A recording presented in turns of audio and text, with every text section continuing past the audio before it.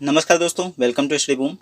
आज हम लोग पृथ्वी की आंतरिक संरचना के बारे में पढ़ने वाले हैं और ये बहुत ही ज़्यादा इंपॉर्टेंट टॉपिक है आपके आने वाले एग्जाम्स के लिए, चाहे वो आरओआरओ हो, बीईओ हो, वीडियो हो या यूपीपीएससी हो। तो चलिए शुरू करते हैं। सर्वप्रथम अरस्तु ने कहा कि पृथ्वी क्या है, गोल है। तो गोल शब्द किसने प्रयोग किया? अरस्तु ने प्रयोग किया। जैसा कि हम लोग को पता है कि पृथ्वी सूर्य के चारों तरफ चक्कर लगा रही है, लेकिन उसकी अगर दर देखी जाए कितनी दर से वो चक्कर लगा रही है, तो 30 किलोमीटर प्रति सेकंड की दर से पृथ्वी चक्कर लगा रही है और 365 दिन में वो पूरी दूरी तय कर लेती है। पृथ्वी के औसत घनत्व की बात करें तो ये 5.5 के बराबर होता है और भूपर्पटी का जो घनत्व है वो भी पूछ लिया जाता है कभी कभी एग्जाम्स में, तो ये लगभग 3 के बराबर होता है। अब अगर पृथ्वी की आंतरिक संरचना के बारे में बात करें तो मुख्य रूप से पृथ्वी की संरचना को 3 भागों में बांटा जाता है, जो कि है भूपर्पटी, आवरण और अंतरम, जिसको इंग्लिश में क्रस्ट, मेंटल और कोर के नाम से हम लोग जानते हैं। तो इनमें से सबको एक एक करके देखेंगे। अगर ये आप फिगर देख सकते हैं, जैसे हम लोग क्या करते हैं, केक का एक पीस काटते हैं तो उसके अंदर तक की चीज़ें हम लोग देख सकते हैं कि क्रीम होती है, फिर ब्रेड होता है। उसी तरीके से अगर पृथ्वी की एक स्लाइस लें हम लोग तो कुछ ऐसा ही हम लोग को नज़र आएगा, जिसमें जो सबसे ऊपरी भाग है ये क्या कहलाता है, क्रस्ट कहलाता है। उसके नीचे होता है मेंटल और उसके नीचे सबसे नीचे क्या होता है, कोर होता है। और ये उसकी जो पृथ्वी की ऊपरी सतह है, यहाँ पे हम लोग निवास करते हैं। तो इनमें से एक एक करके हम लोग समझेंगे। सबसे पहले क्रस्ट को हम लोग देखेंगे। तो क्रस्ट को हम लोग लिथोस्फीयर के नाम से भी जानते हैं। इसके घनत्व की बात करें तो इसका घनत्व जो होता है वो 2.75 से लगा करके 3 तक होता है, जैसा कि अभी हमने ऊपर बताया था। इसकी संरचना में सर्वाधिक जो योगदान होता है वो सिलिका और एल्यूमिनियम का होता है। ये डायरेक्टली प्रश्न पूछे आते हैं कि क्रस्ट किस किस से मिलकर के बनती है, तो आपको याद रखना होगा कि सिलिका और एल्यूमिनियम से मिलकर के बनती है। तो सिलिका का Si और एल्यूमिनियम का Al ये साथ में मिलकर के Cl बनाते हैं। तो अगर प्रश्न आता है कि किस परत को सियाल परत के नाम से भी जाना जाता है, तो कौन सी होगी? क्रस्ट। क्रस्ट को हम लोग सियाल के नाम से भी जानते हैं। इसकी औसत मोटाई की बात करें तो ये 30 किलोमीटर के आसपास होती है। अब देखिए, कहीं पे तो मोटाई ज़्यादा होगी, कहीं पे कम होगी। पहाड़ों से अगर नापी जाए तो भाई मोटाई ज़्यादा होगी, या कहीं गहरी स्थान से अगर नापी जाए तो कम होगी। तो इस तरीके से औसत मोटाई ही इसकी पूछते हैं, जो कि लगभग 30 किलोमीटर के आसपास होती है। आगे चलते हैं। आवरण की बात करें, जिसको इंग्लिश में मेंटल बोला जाता है, इसको हम लोग पायरोस्फीयर के नाम से जानते हैं और इसका घनत्व जो होता है वो 3 से 4.75 तक होता है। और प्रश्न पूछा जाता है कि पृथ्वी के आयतन का कितना भाग जो है वो मेंटल कवर करता है, तो लगभग 83% जो होता है पूरी पृथ्वी का 83% जो भाग होता है वो मेंटल का ही होता है। और पृथ्वी के कुल द्रव्यमान का अगर बात करें तो 68% जो भाग है वो किसका है? मेंटल का ही है। तो लगभग 68% जो कवर कर रखा है द्रव्यमान का पृथ्वी के सापेक्ष, वो किसने? मेंटल ने कवर कर रखा है। इसकी संरचना की बात करें तो इसकी संरचना में सर्वाधिक योगदान सिलिका और मैग्नीशियम का होता है। तो अभी हम लोगों ने देखा था कि क्रस्ट का किससे होता है? सिलिका और एल्यूमिनियम। और मेंटल का किसका होगा? सिलिका और मैग्नीशियम का। तो इसी तरीके से इसको शॉर्ट फॉर्म में हम लोग सीमा परत भी बोलते हैं। तो अगर प्रश्न बनता है कि सीमा परत किससे मिलकर के बना हुआ है, जहाँ पर SI जो है वो सिलिका को डिनोट कर रहा है और Ma जो है वो मैग्नीशियम को डिनोट कर रहा है, तो सीमा परत कौन सी हो जाएगी? आपकी मेंटल परत हो जाएगी। इसकी औसत मोटाई की बात करें तो ये 2900 किलोमीटर तक लगभग होती है। आगे चलते हैं। कोर की बात करें तो कोर को हम लोग बैरोस्फीयर के नाम से भी जानते हैं और ये अत्यधिक ठोस होती है। ठोस और द्रव दोनों ही तरीके की कोर पाई जाती हैं। तो जो आंतरिक कोर होता है वो बहुत ज़्यादा ठोस होता है। इसके घनत्व की बात करें तो लगभग 11 से 13 तक जो है इसका घनत्व पाया जाता है। इसके निर्माण में कौन कौन भाग लेता है? तो सबसे अधिक जो भाग लेता है वो निकिल और लोहा का योगदान रहता है इसके निर्माण में। इसीलिए इसको Ni निकिल और Fe मतलब फेरस जो कि लोहा होता है से मिलकर निफे परत भी बोलते हैं।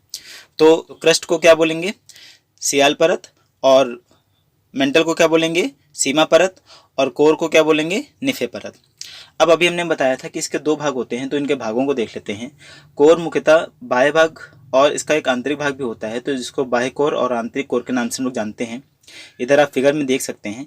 तो इसका जो बाह्य कोर होता है ये द्रव रूप में होता है, लिक्विड होता है, और जो आंतरिक कोर होता है वो बहुत ज़्यादा ठोस होता है।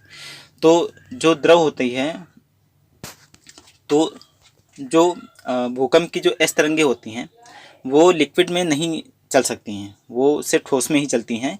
इसी कारण से ये क्या होती हैं, ऐसे आकर के निकल जाती हैं, ये कोर में प्रवेश नहीं कर पाती। जो तरंगे होती हैं वो बाहर बाहर निकल जाती हैं और इसके अंदर नहीं जा पाती हैं। तो अगर प्रश्न आता है कि पृथ्वी के कोर से कौन सी तरंगे पार नहीं जा पाती या वहाँ तक नहीं पहुँच पाती हैं, तो भूकंप की जो एस तरंगे होती हैं वो नहीं जा पाती हैं। अगर भूकंप की और तरंगों की बात करें तो आप लोगों ने पढ़ा होगा, या अगर नहीं पढ़ा है तो आने वाले वीडियोस में हम समझा देंगे कि एक पी तरंग होती है, एक एल तरंग होती है और एस तरंग होती है, जिसमें से जो एस तरंग होती है वो सिर्फ ठोस में ही चल पाती है, द्रव में नहीं चलती है, तो कोर में ये प्रवेश नहीं कर पाती है। इसके आयतन की बात करें, अगर कोर के आयतन की बात करें तो ये पूरे पृथ्वी का लगभग 16% आयतन कवर करता है। और द्रव्यमान की बात करें तो पृथ्वी के द्रव्यमान का लगभग 32% जो भाग होता है वो किसका होता है, कोर का होता है। तो इस तरीके से आप ये जो फैक्ट्स हैं ये आप याद रख सकते हैं, ये पूरी तरीके से एग्जाम्स में डायरेक्टली पूछे जाते हैं फैक्ट के रूप में। तो क्रस्ट को एक बार फिर से देखते हैं। क्रस्ट क्या है, सियाल है।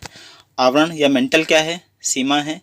और कोर क्या है, निफे परत है। और कोर के दो भाग हैं जो कि बाह्य कोर और आंतरिक कोर। जो बाह्य कोर है वो तरल अवस्था में है और आंतरिक कोर कैसा है, ठोस अवस्था में है। अब बात करते हैं इन परतों के मध्य, मतलब क्रस्ट और मेंटल और कोर के मध्य कुछ असंबद्धताएं पाई जाती हैं, तो उनके लिए भी प्रश्न पूछा जाता है कि कौन कौन सी असंबद्धता किस किस परत के बीच में है, तो उसको भी हम लोग देख लेते हैं। सबसे पहले जो कॉनरॉड असंबद्धता होती है ये ऊपरी क्रस्ट और निचली क्रस्ट के बीच में होती है। तो जो ऊपर की क्रस्ट है जहाँ पे हम लोग रहते हैं और जो अंदर की क्रस्ट है उसके बीच में कौन सी असंबद्धता पाई जाती है, कॉनरॉड असंबद्धता पाई जाती है। फिर दूसरा आता है मोह असंबद्धता। ये वेरी इंपॉर्टेंट है, ये कई बार एग्जाम्स में पूछा गया है, तो इसको तो आपको याद ही रखना है।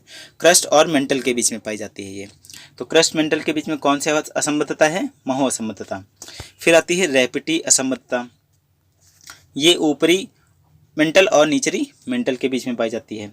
फिर आती है गुटेनबर्ग असंबद्धता, ये भी बहुत इंपॉर्टेंट है, तो मेंटल और कोर के मध्य पाई जाती है। तो जो क्रस्ट और मेंटल के बीच वाली है और मेंटल और कोर के बीच वाली है मोह असंबद्धता और गुटेनबर्ग असंबद्धता, इनको आपको याद ही रखना है हर हाल में। बाकी पीसीएस वगैरह का एग्जाम दे रहे हैं तो आपको पांचों याद होनी चाहिए, क्योंकि लेवल अप कहीं ना कहीं बढ़ा के ही पूछते हैं, तो आपको एक स्टेप आगे ही पता होनी चाहिए चीज़ें। लेमैन जो असंबद्धता होती है ये ऊपरी और निचली कोर के मध्य में पाई जाती है। तो इनको याद करने के लिए एक ट्रिक भी हमने बनाई है, को मेरे गुले से आप इनको याद कर सकते हैं। को से क्या हो जाएगा, कॉनरॉड असंबद्धता। में से क्या हो जाएगा, मोह असंबद्धता। रे से रैपिटी असंबद्धता। गु से गुटेनबर्ग असंबद्धता। और ले से लेहमैन असंबद्धता। और इनका क्रम क्या है, ऊपरी और निचली क्रस्ट, फिर क्रस्ट मेंटल आ गया, फिर मेंटल में ऊपरी और निचली मेंटल, फिर कोर आ गया, और कोर में भी क्या होगा, ऊपरी और निचली कोर आ गया। तो इस तरीके से आप इसको याद कर सकते हैं। कुछ अन्य महत्वपूर्ण तथ्य की बात कर लेते हैं। तो प्रत्येक 32, यहाँ पर मीटर होना चाहिए, किलोमीटर नहीं है ये, 32 मीटर की गहराई पर जाने पर तापमान में 1 डिग्री सेंटीग्रेड की वृद्धि होती है। ये डायरेक्टली प्रश्न पूछते हैं, तो इसको आपको ऐसे याद रखना है। इसके बाद अगर डिटेल में थोड़ा देखें तो जैसे जैसे गहराई बढ़ती जाती है तो तापमान में जो वृद्धि होती है उसमें गिरावट आती रहती है, मतलब उसका जो मान होता है वो गिरता रहता है। तो इसी तरीके से जो प्रथम 100 किलोमीटर तक की गहराई की अगर हम बात करें तो प्रत्येक किलोमीटर में कितना डिग्री सेंटीग्रेड की वृद्धि होती है, 12 सेंटीग्रेड की वृद्धि होती है तापमान में। और उसके बाद 300 किलोमीटर तक कितनी वृद्धि होती है, 2 सेंटीग्रेड की वृद्धि होती है। और उसके बाद प्रत्येक किलोमीटर पर 1-1 डिग्री सेंटीग्रेड की वृद्धि होती रहती है। तो 32 मीटर वाला आपको याद रखना है कि 32 मीटर गहराई पर जाने पर 1 डिग्री सेंटीग्रेड की वृद्धि होती है। और आपको इस 100 वाला जो है आंकड़ा ये आपको याद ही रखना है। तो 100 किलोमीटर की गहराई तक 12 डिग्री सेंटीग्रेड की वृद्धि लगभग होती है। तो इस तरीके से आज हम लोगों ने पृथ्वी और उसके आंतरिक संरचना के बारे में पढ़ा। और इस तरीके से और वीडियोस पाने के लिए सब्सक्राइब करें, लाइक करें, अगर वीडियो पसंद आया है तो शेयर करें।